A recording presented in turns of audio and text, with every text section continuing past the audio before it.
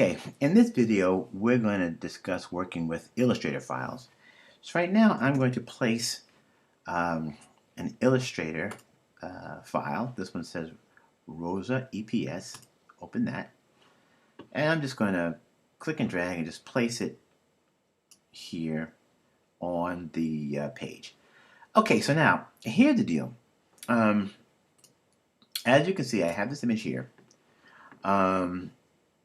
And I can do things like I can, change the opacity of it. All right, so of course I'm pulling it back. And in this particular situation, because it's an Illustrator file, I don't really have to worry about things like a clipping path because vector images typically already have a clipping component built in. So let's say, for example, if I were to come and I just created a frame, I'm going to give it a color fill, and then I'm going to arrange send to back. And as you can see, that there's no need to actually, as I change the opacity, I don't have to worry about putting in a clipping path because again, there's a clipping component already built in. So let's say I take this image and I'm going to bring it back up to 100%. Okay, and then of course there are things that I can do with it. I can create, let's say I can create a reflective effect, much like I did in the previous video. I could take this image and say I crop in on it. I crop in here, and I crop in on it here. All right, and then if I bring it down like I did in the other video, I'm going to flip it dead center on the vertical axis. All right, and then I can bring this down. All right, again, this is just review, much like we did before. Let me get rid of that red background because it's kind of distracting. All right, and then I can pull back the opacity on the actual image, and then I can put in a gradient effect.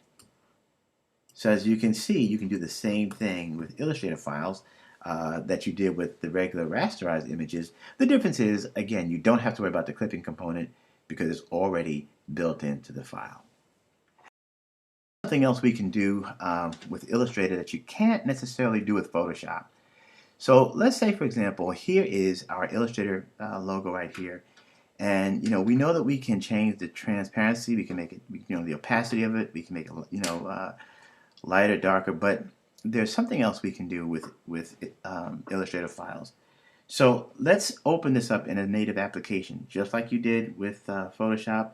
You can do the same thing with Illustrator.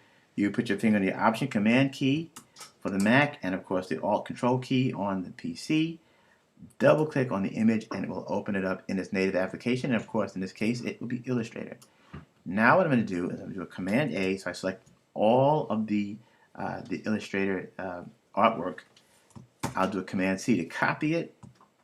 Alright, I'll close it down, I don't need this anymore. And then when I click on InDesign, I can actually paste in that Illustrator file directly into InDesign, which means that now it is no longer a placed image, it is actually individual graphic shapes. Now you might say, well, what's the big deal? Well, here's the big deal. There are things that you can do. You can take this placed image, and of course you can change the opacity, all right, which you can do here as well. You can take it and change the opacity. So that's the same. All right, great. All right. You can also feather out here. You can feather it out like we did before. That's fine. And you can do the same thing here as well. You can feather it out. All right, but what's the difference? Here's the difference.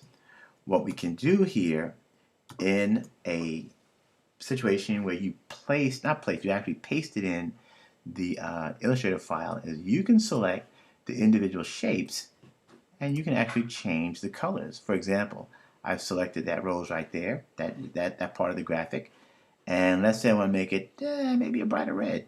I can do that very easily. And let's say I wanted to take the word and change that from that gray color to maybe, I don't know, a blue color. I can do that. And these are things you can do when you have a pasted Illustrator, because it's all vector based. And then, of course, you can still do the same things you would typically do. I can change the opacity of it.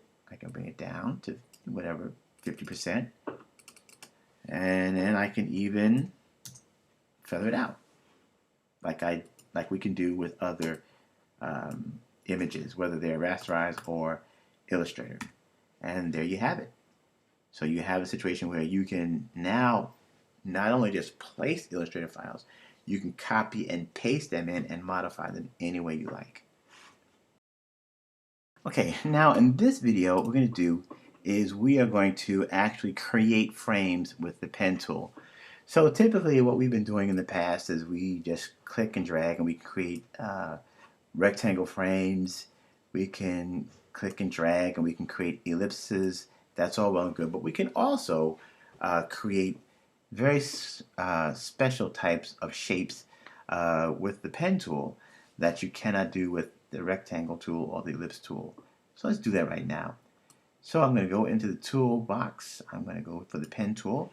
And let's say if I want to create like a ray effect, maybe a triangle ray effect. So I click, click, click, click. And right now this is still an open path. So you can notice when I mouse over the starting point, you'll see there's like a little O next to the pen tool, which means when I click there, I've just closed off this path. So now I have a closed path that I created with the pen tool, and it can do everything that all of the other frames that you create. For example, right now I can it has a stroke around it. I can take the stroke out, so I can make that stroke 0. Okay, and then I can go up, and if you notice where it says content, it's unassigned. I can make it a graphic frame, which means I can do with it what I would do with a graphic frame. I could put graphics in it, but I can also fill it with color. All right, so I fill this with red, and I can even create gradient effects. All right, so let's say I wanted to fade out. Maybe I'll fade the other direction, fade out like so, and let's see what happens when I put a color underneath it. So I have effects that I can create with frames and also with the pen tool.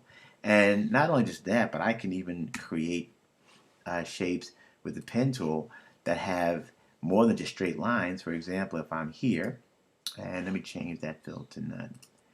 So let's say I'm here, I can create a shape where I'm actually drawing, maybe a curved line that you see right here, and then, oops, sorry, and then I will click here, all right, and then click here, and then do this, and I can create